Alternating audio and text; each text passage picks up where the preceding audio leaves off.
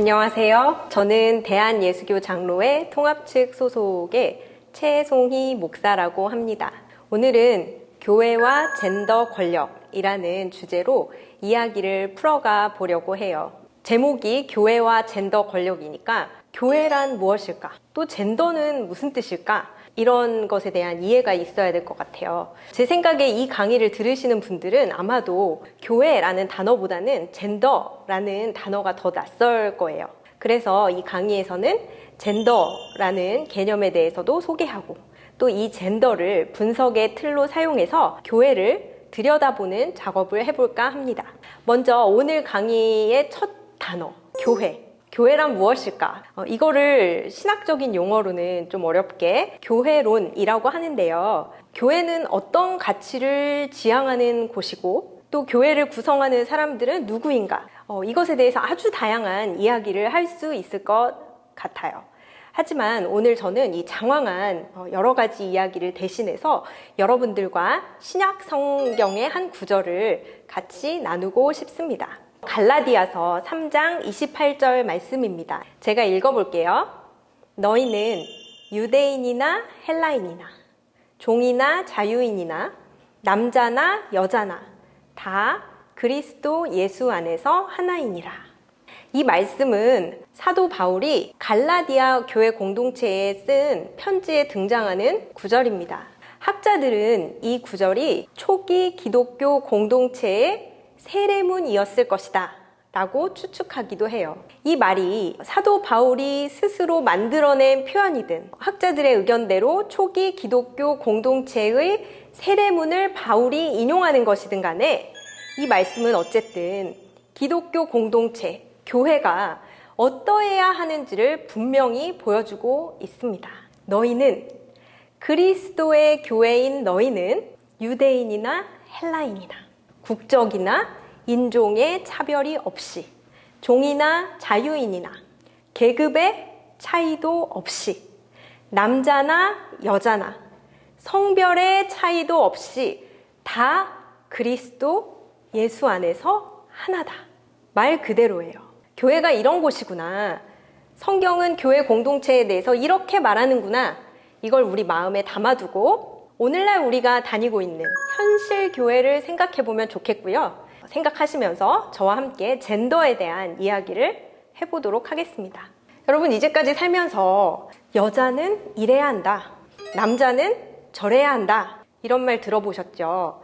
예를 들어 여자는 다소곳해야 하고 다리를 벌리고 앉아서도 안 되고 여자는 예뻐야 하고 여자의 색깔은 분홍색이다, 뭐 이런 얘기들이요.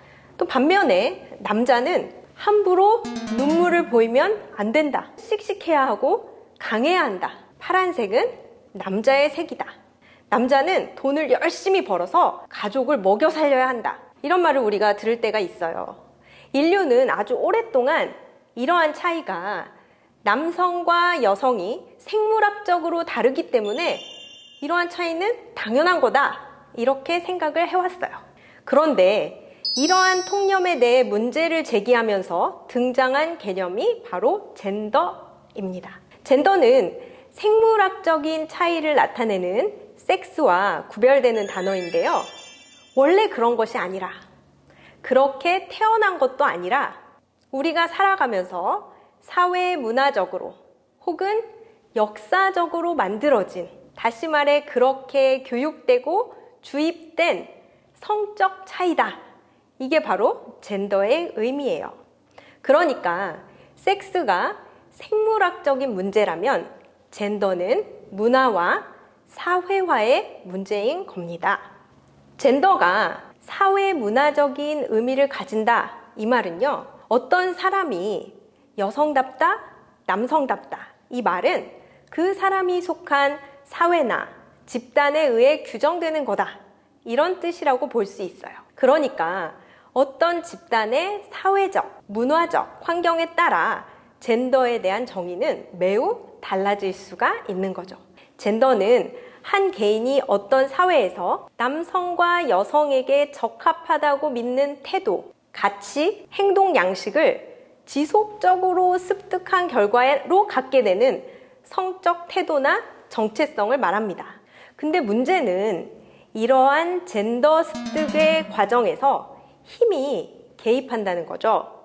남성과 여성의 차이에 권력의 위계가 만들어져요. 이렇게 되면 차이는 더 이상 다름이 아니라 차별로 작동하게 됩니다.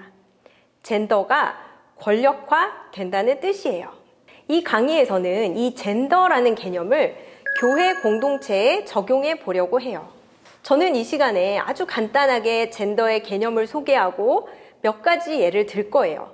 그러나 이 강의를 듣는 여러분들이 스스로 자신이 속해 있는 교회 공동체를 떠올리면서 주체적으로 또 구체적으로 이 내용들을 적용해 보면 도움이 될 거라고 생각합니다. 우리가 이제까지 너무나도 당연하게 여겨왔던 것들이 젠더라는 개념을 적용하면 다르게 보이기 시작해요. 심지어는 보이지 않았던 것들이 보이기도 해요. 이걸 젠더 분석이다 라고도 하는데요. 젠더를 분석의 틀로 사용해서 현상을 바라보는 걸 말해요. 젠더 분석은 젠더가 권력이 분배되는 과정이나 사회 구조를 형성하는 방식에 어떻게 작용하는지를 보여줘요. 다시 말해서 젠더를 통해서 차별적인 기제가 사회의 다양한 영역에서 어떻게 작동하는지를 분석하는 것.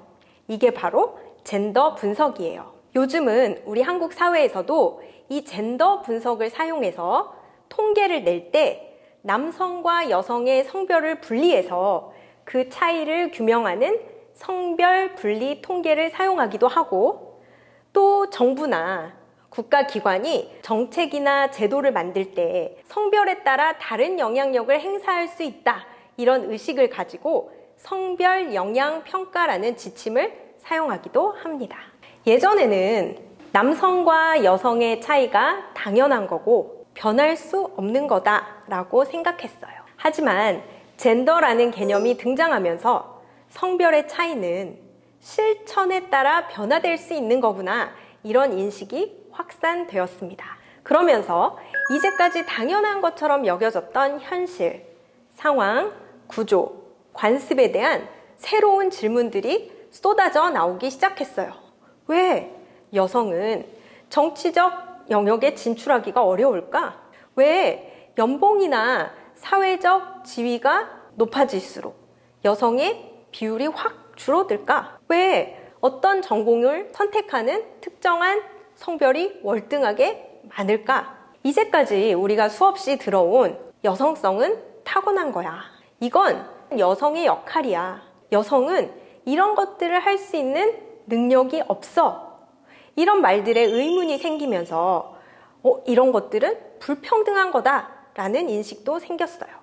이걸 다른 말로 젠더 불평등이라고 말해요.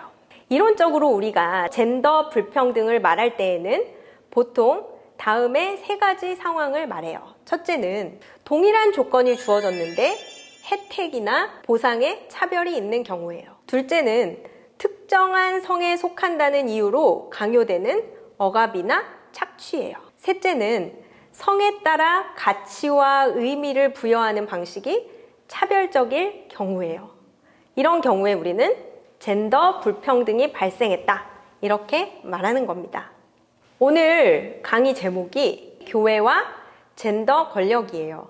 우리가 왜 이런 이야기를 해야 할까요? 이렇게 생각하시는 분들이 계실 것 같아요. 교회는 은혜로운 곳이어야 해요. 차이가 있어도. 그래서 좀 불공평한 일들이 일어나도 참고 기도하고 상대를 용서하고 사랑하는 곳이 교회예요. 이런 생각을 하는 분들이 있을 거예요. 저는 이런 생각에 대해서 두 가지를 말씀드리고 싶어요. 하나는 아까 우리가 읽은 성경 구절을 비롯해서 성경이 말하는 교회, 현실 교회 간의 간극이 있어요. 둘 사이의 차이를 드러내는데 젠더라는 개념이 긍정적으로 작동할 수 있기 때문이에요. 성경을 읽으면서 우리가 속해 있는 공동체를 생각해 볼 때 뭔가 다른데, 뭔가 옳지 않은데, 이런 생각이 들 때가 있어요. 근데 구체적으로 뭐가 잘못됐는지 이걸 설명하기가 어려워요. 그때 그 옳지 않음을 드러내주는데 젠더라는 개념은 아주 좋은 도구가 될 수 있어요. 또 다른 하나는 젠더 불평등의 상황이 계속되면 보이지 않지만 그 집단 안에는 사회적 갈등이 계속해서 깊어져요. 소속감을 갖지 못하는 구성원들이 생기기 마련이에요. 그럼 이제 두 가지 선택지가 생깁니다. 그 안에서 소속감을 갖지 못하는 구성원들은 자신의 고민을 덮어버리고 그 집단의 규범에 순응하고 적응하거나, 다른 하나의 방식은 그 집단을 떠나는 거죠. 오늘날 한국 교회에서 청년들, 특히 여성들이 교회를 이탈하는 현상, 가난한 교인의 수가 계속해서 증가하는 현상은 이 젠더 문제와 깊은 연관을 가지고 있습니다. 교회가 교회다워지기 위해서, 교회에서 사람들이 소리도 없이 사라지는 일을 막기 위해 젠더는 그 과정에서 중요한 역할을, 긍정적인 역할을 할 수 있어요. 하고 싶은 이야기가 너무 많지만 오늘은 먼저 우리가 교회를 젠더라는 개념을 사용해서 바라볼 때 그 분석의 대상이 될 수 있는 구체적인 영역을 한 3가지 정도로 소개해 볼까 해요. 먼저 교회의 법과 제도예요. 법과 제도는 어떤 집단의 정체성과 의사 결정에 지대한 영향을 미칩니다. 교회도 일종의 사회적 집단이기 때문에 교회를 움직이고 규정하는 법과 제도가 있어요. 그 법과 제도를 만드는 사람들이 있죠. 이 법과 제도를 젠더 분석으로 접근해 볼 필요가 있습니다. 교회 내에 공적인 의사결정 구조가 있는데요. 이거는 개신교 교단에 따라 조금씩 달라요. 제가 속해 있는 장로교회는 개별 교회의 의사결정 기구로 당회라는 게 있어요. 당회들의 지역 조직체인 노회, 그리고 그 노회의 대표들이 모이는 총회라는 기구가 있습니다. 당회, 노회, 총회에서는 그 교단에 속한 교회들의 법과 제도를 만들 뿐만 아니라 예산을 사용하고 정책을 결정해요.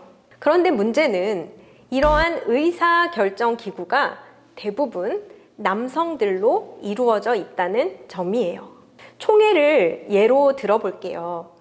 총회에는 노회의 대표들이 총대라는 자격으로 총회에 참여하는데요. 여성을 장로나 목사로 인정하지 않는 교단들에서는 이 총대는 100% 남자들로 구성되어 있습니다. 평균 연령대는 주로 60대예요. 작년에 교회 여성들의 연합기구인 한국교회 여성연합회가 조사한 주요 교단 총회 총대 성별 통계에 의하면 제가 속한 장로교 통합 측은 전체 총대가 1,500명인데 그 중에 여성 총대는 26명이었고요. 1.7%에 해당하는 비율입니다. 한국 기독교 장로회 총대 666명 중에서 여성 총대는 64명이었고 9.6%입니다. 대한성공회는 총대 123명 중에 여성 총대가 22명이었고 이는 17.9%입니다. 우리가 다니는 지역교회에 보통 여성 성도들의 비율이 60% 내외라는 점을 생각해 볼 때, 그리고 이 총대들이 한 교단의 법과 제도, 예산 사용과 정책을 결정한다는 점을 고려해 볼 때 이 비율은 대단히 성차별적인 비율이라고 볼 수 있어요. 두 번째는 교회의 직분인데요. 교회에는 직분이라는 게 있죠. 집사, 권사, 장로, 목사. 교회를 오래 다닌 사람들에게는 익숙한 단어예요. 사회에서 높은 지위로 올라갈수록 여성의 비율이 낮아지는 것처럼 마찬가지로 교회에서도 의사결정 권한이 있는 직분일수록 여성의 비율이 낮아요.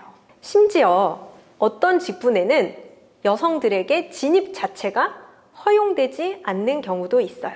한국 교회 많은 교단들이 여성들에게는 장로나 목사가 되는 것을 허용하지 않고 있습니다. 아예 법으로 정해놓았고요. 그것을 성경의 가르침이다 이렇게 말해요.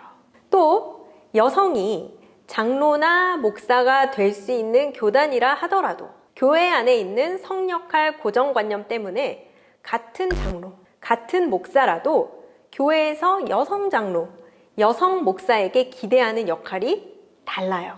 예를 들어 같은 목사지만 여성 목사는 교회에서 설교를 할 수 있는 기회가 상대적으로 적다거나, 남성 목사들이 주로 장년들을 상대로 교구에서 목회를 하는데 여성 목사들은 주로 어린아이들을 돌보는 사역을 한다던가, 이런 예를 들어볼 수 있을 것 같아요. 세 번째로는 교회의 교육 내용에 관한 거예요. 교회의 제도, 법, 직분 규정이 교회의 하드웨어다라고 규정을 한다면 교회가 가르치는 내용, 즉 콘텐츠는 교회의 소프트웨어의 측면이라고 볼 수 있겠어요. 교회에 가서 예배를 드릴 때 지속적으로 설교를 듣게 되는데, 설교를 통해 회중들은 기독교적인 세계관과 가치관을 접하게 됩니다. 그런 의미에서 설교는 아주 중요한 교육 콘텐츠라고 볼 수 있어요. 회중은 설교자가 해석해준 성경을 설교를 통해 접하게 되는 거죠. 그런데 성인지 감수성이 낮은 설교자가 전하는 설교에는 성경 본문을 선택할 때 남성 중심적인 본문을 주로 선택한다던가, 성경에 나타난 여성들의 이야기를 거의 하지 않는다던가, 성경에 나타난 여성들을 다룰 경우에도 여성을 성적인 존재로, 남성을 보조하는 존재로 해석한다거나 하는 경우가 있어요. 이런 설교자들이 설교를 할 때 성차별적인 예화를 드는 경우가 많이 있습니다. 또는 설교의 내용과는 별개로 회중들이 예배 시간이나 어떤 예식 때 강단에 올라 설교를 하거나 예식을 집례하는 사람들이 주로 남성인 것을 보게 되면 무의식적으로 교회에서 중요한 일을 하는 사람은 남성이구나, 설교는 남성들의 일이구나, 이런 정보를 내면화하게 됩니다. 또 다른 교회 교육의 내용은 교회 학교에서 가르치는 내용인데요. 교회 학교의 공과나 교육 교재도 성인지 감수성을 고려하지 않은 내용들이 많이 있습니다. 이런 교재로 우리 어린이들, 청소년들, 청년들이 하나님의 말씀을 배울 때 그들 안에는 하나님의 말씀과 성차별적인 요소가 동시에 자리 잡게 되는 거죠. 아까 앞에서 제가 젠더 불평등을 얘기했어요. 우리가 젠더 불평등을 말할 때 보통 세 가지 상황을 말한다고 했죠. 이 상황을 교회에 적용시켜 보겠습니다. 첫째, 동일한 조건이 주어졌을 때 혜택이나 보상에 차별이 있는 경우입니다. 똑같이 교단이 요구하는 신학교육을 받고 과정을 거쳐서 목사가 된 남성과 여성의 경우에 교회 현장에서 남성 목회자들의 사례비와 여성 목회자들의 사례비가 다른 경우가 있어요.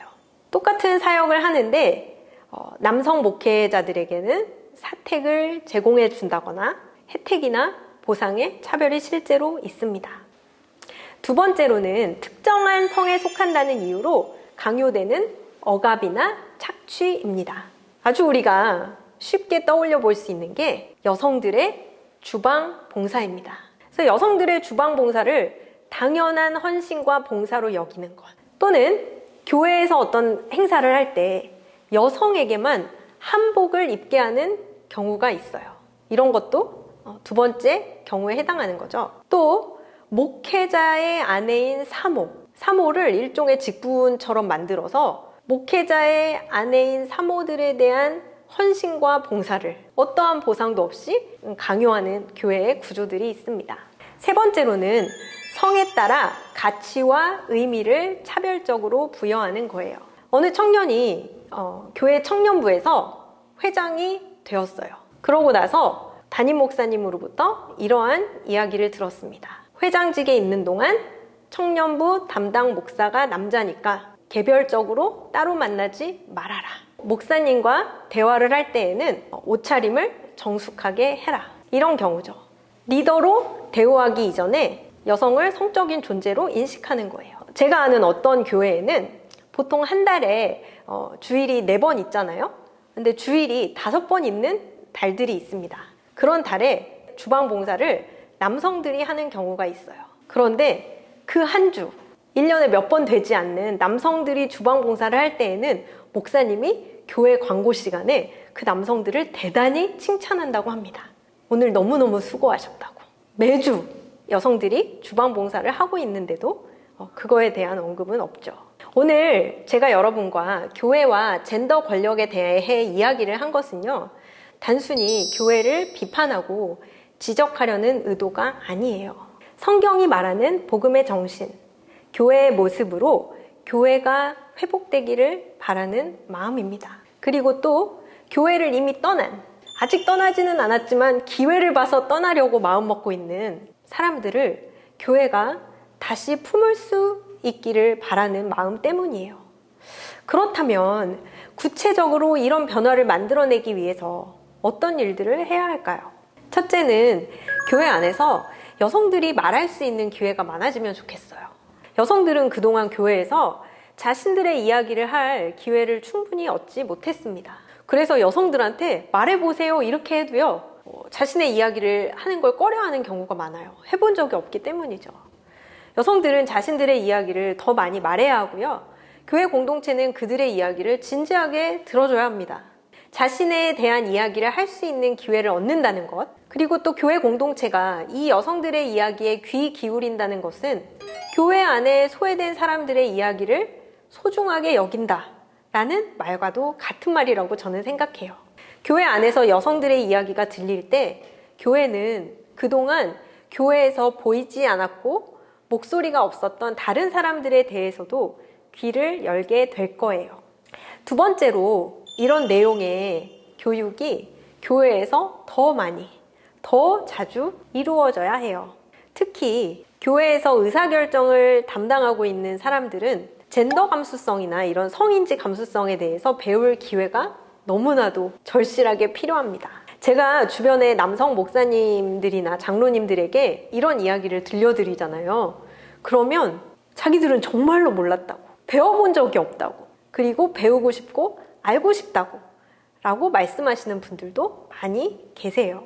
세 번째로, 젠더 분석을 통해 교회의 법, 제도, 구조, 직분, 교육 내용에 대한 평가가 이루어져야 합니다. 그리고 그런 평가를 할 수 있는 구체적인 지침들이 만들어져야죠. 그리고 그 지침에 대한 평가는 교회의 형편에 맞게 실질적인 어떤 결정으로 연결되는 것이 중요하겠죠.